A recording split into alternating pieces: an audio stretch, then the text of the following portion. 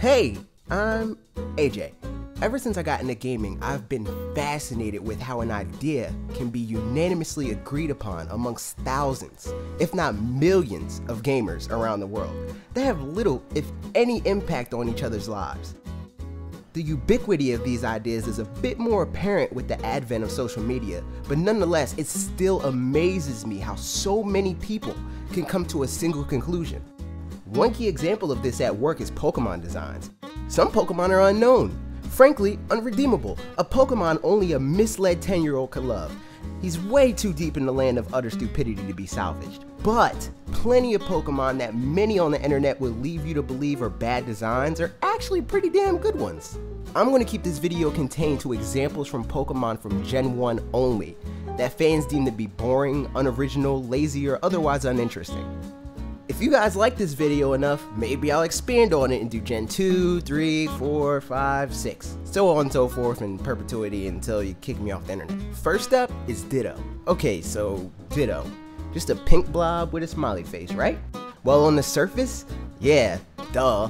But surface level doesn't matter. The debate on whether a Pokemon's design is a good one or not isn't and shouldn't be decided based solely on what a Pokemon is based on. It needs to be what the rationale is behind the design and whether or not the design holds true to its inspiration.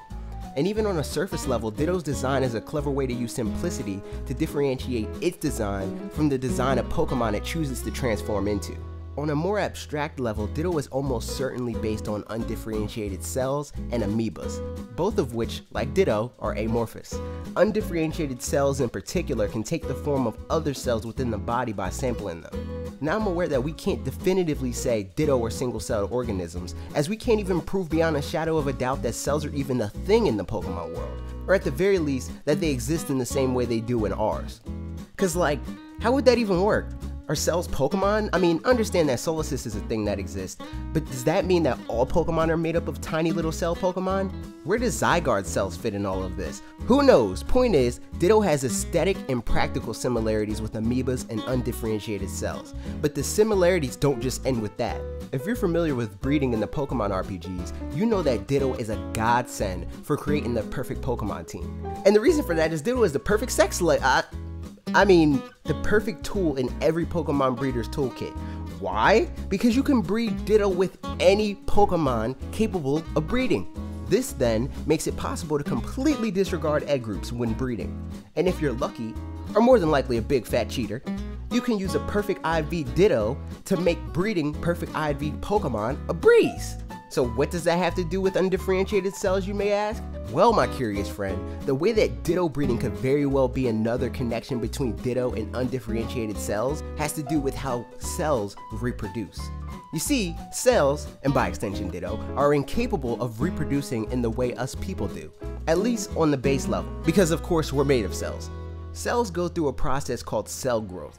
During this process, cells undergo a form of exponential growth, wherein ideally, one cell turns to 2, turns to 4, turns to 8, and so on. However, this is only really a best case scenario, as not all cells survive in each generation. This could explain why the daycare staff have no clue where the eggs come from. After all, I'm pretty sure they can't, witness cell multiplication happening before their very eyes. That would be crazy.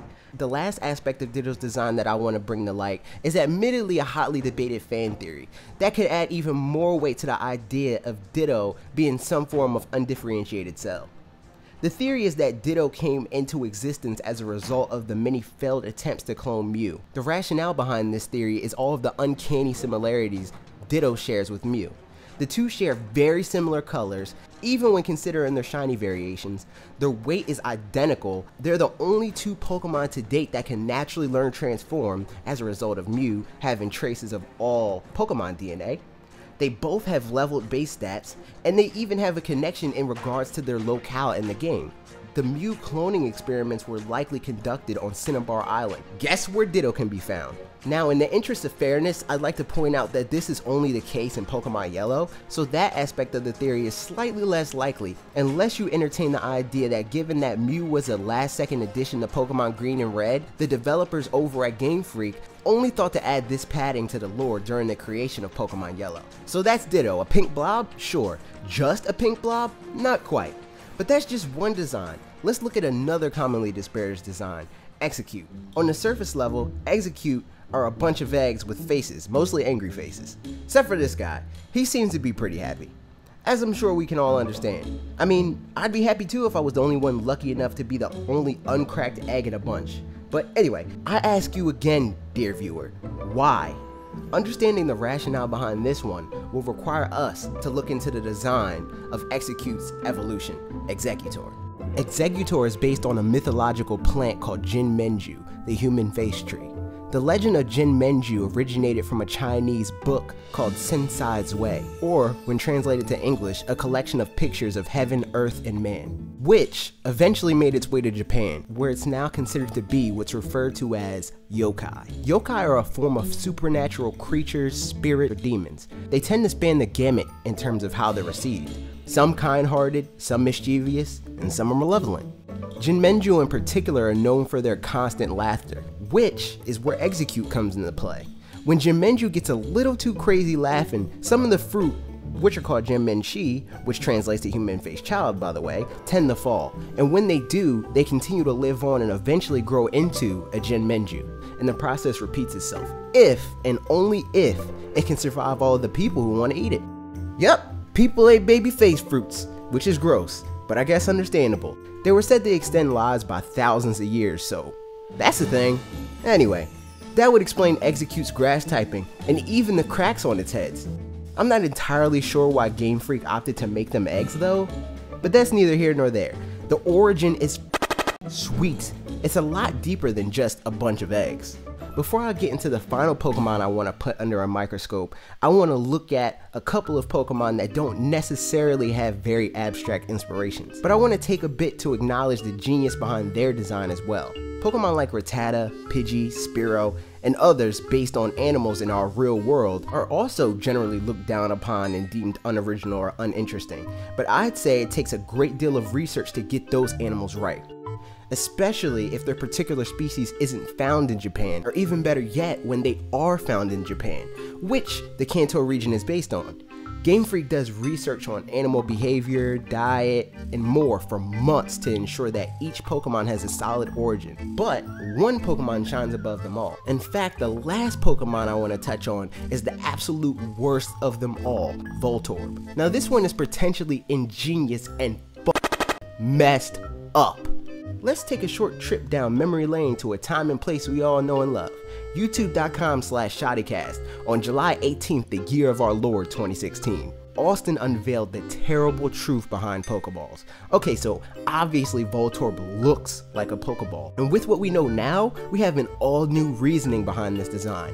At some point, Voltorb must have used this sick truth to adapt to its environment through evolution, or something like that.